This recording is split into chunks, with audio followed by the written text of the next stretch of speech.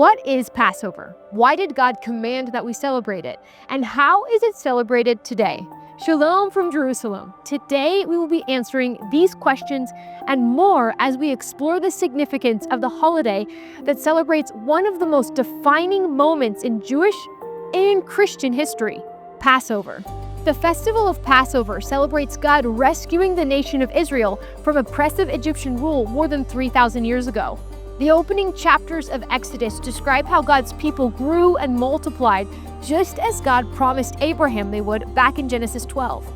But rather than prospering in their own land, Exodus chapter 1 describes how the Israelites, the people whom God promised to bless, were made to be slaves in a foreign land.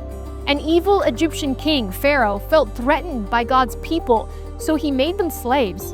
Exodus 1:13-14 describes how harshly Pharaoh and his taskmasters treated the Israelites. He worked them ruthlessly and made their lives bitter with harsh labor. But God did not forget the promise he made to Abraham and reaffirmed with Isaac and Jacob. God heard the Israelites' cries for help. He called a man named Moses to lead his people out of Egypt and into the land that he had promised them. Exodus 6, God reminds Moses the promises he made to Abraham, Isaac, and Jacob, and he tells Moses to speak these words to the Israelites on his behalf. I am the Lord, and I will bring you from under the yoke of the Egyptians. I will free you from being slaves to them, and I will redeem you with an outstretched arm and with mighty acts of judgment. I will take you as my own people, and I will be your God. Then you will know that I am the Lord your God who brought you from under the yoke of the Egyptians, and I will bring you to the land I swore with an uplifted hand to give to Abraham, Isaac, and Jacob. I will give it to you as your possession. I am the Lord. The mighty acts of judgment God describes in these verses are fulfilled in Exodus chapter 7-10 as plagues or signs that fell on Egypt because Pharaoh repeatedly refused to let God's people go, even though Moses warned the hardened king of what God would do if he kept refusing. In Exodus 11, God tells Moses that the 10th and final plague would be the most devastating, as every firstborn male in Egypt would be killed.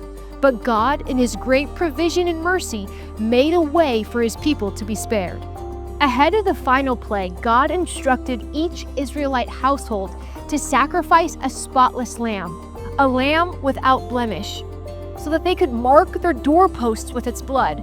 After issuing specific instructions to describe how the lamb should be eaten after the sacrifice, God spoke these words to Moses in Exodus 12:13. The blood will be a sign for you on the houses where you are, and when I see the blood, I will pass over you. No destructive plague will touch you when I strike Egypt. God did exactly what he said he would do, just as he always does. After he struck down every firstborn male in Egypt, Pharaoh finally relented and let God's people go that very night.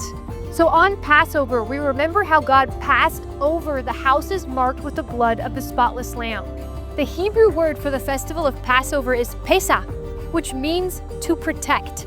On Passover, we celebrate how God protected his people from death and rescued them from slavery in Egypt to freedom in the Promised Land. The command to celebrate Passover as a feast every year is given to Moses in Exodus 12:14-20, before the 10th plague actually happens. And we learn in these verses, as well as Exodus 23, Leviticus 23, and Numbers 9, that Passover is also referred to as the Feast of Unleavened Bread. That's because during Passover, it's forbidden to eat anything with chametz, or leaven, which means nothing made with wheat, barley, rye, oats, spelt, or anything that's been given time to rise. Deuteronomy 16:3 explains chametz is forbidden because the Israelites had to leave Egypt in such haste the night of the first Passover, referring to unleavened bread as the bread of affliction. To this day, a crucial part of preparing for Passover is removing any chametz from the home. Every year, Passover takes place in the springtime, and it begins on the 15th day of the Hebrew month of Nisan, continuing for 8 days. On the first night of Passover, families hold a special Seder, or symbolic meal. The Seder ritual is described in the Haggadah, and it retells the Exodus story through symbols like bitter herbs for the bitterness of slavery, salt water for the tears that were shed, matzah, or unleavened bread, for the haste of the Israelites' escape, and wine to celebrate freedom. Children ask, why is this night different from all other nights? And the story of God's deliverance is passed on from generation to generation. If hosting your own Seder feels a little too intimidating, we recommend checking with your local synagogue to see if their congregation is hosting a community Seder that you could attend. Even some Christian churches celebrate Passover by holding Seders for their congregations. Regardless of how you choose to celebrate Passover this year, at JH Israel, we invite you to remember not only what God did in the past, but trust in what He's still doing today. Passover isn't just a history lesson, it's a reminder that God sees our afflictions, He hears our cries, and He keeps His promises. So Chag Pesach Sameach, happy Passover from Jerusalem.